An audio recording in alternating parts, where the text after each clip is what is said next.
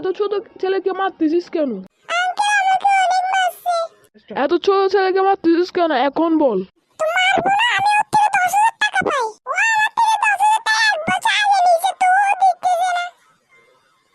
ও আমি ভাবছিলাম ও অনেক ভালো ছেলে, 10,000 টাকা এত আগে নিয়েছিল, ও তো অনেক খারাপ ছেলে।